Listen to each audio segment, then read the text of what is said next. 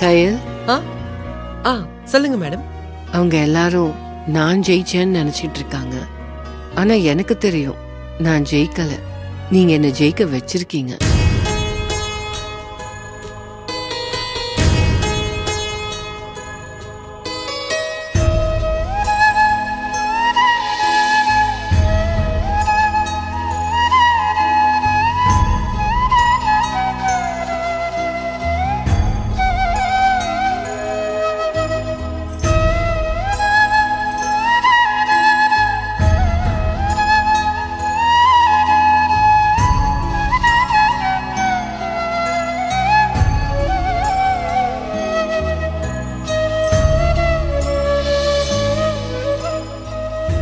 இது எனக்கு தெரியாதுன்னு நினைக்கிறீங்களா கயல்?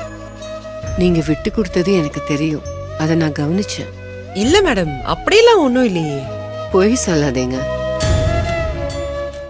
நீங்க ஜெயிக்கணுங்கிற ஆர்வத்துல சமைக்கல. உங்களுக்கு என் கூட போட்டி போடணுங்கிற எண்ணம் கொஞ்சம் கூட இல்ல. உங்க ஃபேமிலியில எல்லாரும் கேட்டாங்களேன்னு நீங்க ஒத்துக்கிட்டு போட்டியில கலந்துக்கிட்டீங்க. கரெக்டா? நீங்க விட்டு கொடுத்ததுக்கு என்ன காரணம்? இப்படி காரணம் கேட்டா என்னன்னு தெரியல மேடம். நீங்க தான் ஜெயிக்கணும்னு தோணுச்சு, அதான். அதான். ஏன் மேடம், ஒருவேளை இதுல நான் ஜெயிச்சிருந்தா கூட எனக்கு அவ்வளவு சந்தோஷமா இருந்திருக்குமான்னு தெரியல.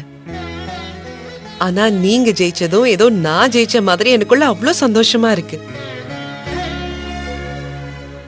நாம நேசிக்கிறவங்களையும் நம்மள நேசிக்கிறவங்களையும் நம்ம ஜெயிக்கணும்னு நினைக்க மாட்டோம். அவங்கள ஜெயிக்க வச்சு அவங்க முகத்துல தெரியுற அந்த சந்தோஷத்தை பார்க்கணுமே.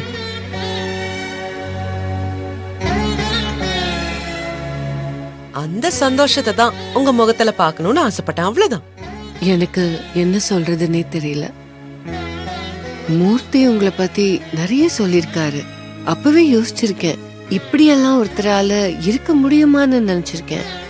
ஆனா இப்ப நேர்ல பார்த்ததுக்கு அப்புறம் தான் புரியுது, கண்டிப்பா உங்களால மட்டும்தான் இப்படி இருக்க முடியும்னு.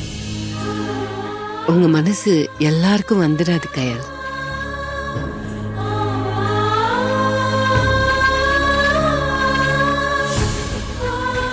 சொல்றதுக்கு இதெல்லாம் ஓகே. ஆனா உங்க கூட கம்பேர் பண்ணும்போது நான்லாம் ஒண்ணுமே இல்லை. நான் என்னமோ இந்த சின்ன விஷயத்துல உங்களை ஜெயிக்க வச்சு சந்தோஷப்படுத்திட்டேன்னு பெருமையா சொல்லிக்கிறதுக்கெல்லாம் ஒண்ணுமே இல்லை மேடம். ஏன்னா உங்க மனசு யாருக்குமே வராது. திரும்ப திரும்ப எத்தனை தடவை சொன்னாலும் அதுதான் உண்மை. எங்க எல்லாரோட சந்தோஷமும் மூர்த்தி தான். அவனையே எங்களுக்காக நீங்க காப்பாத்தி கூட்டிட்டு வந்திருக்கீங்க.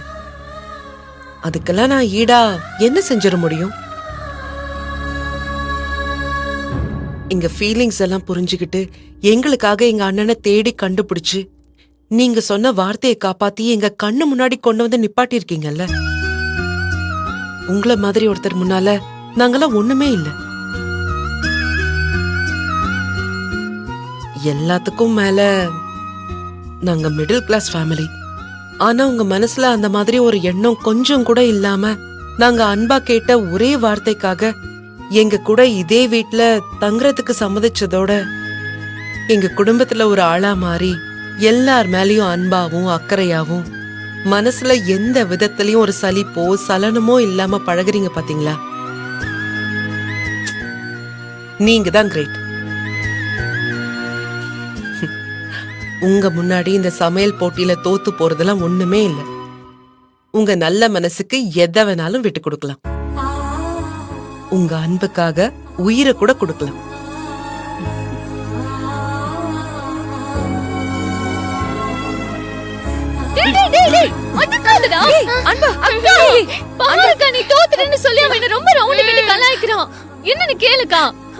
சரி, நம்ம தோத்துட்டோம் தானே. அக்கா, என்ன பேச்சு பேசுனா? இவளெல்லாம் சும்மாவே விடக்கூடாது.